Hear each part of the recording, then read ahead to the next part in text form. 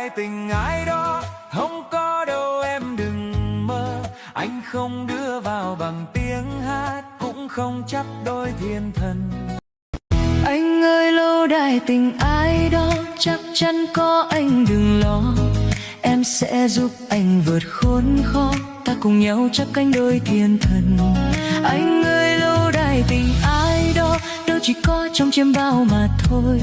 Hai ta chung tay và vun đắp thì cũng xây nên lâu đài thôi. Đưa hết tiền lương xin anh đừng giấu, em giữ cho anh chẳng mé đồng nào. Duyên vợ chồng phải tu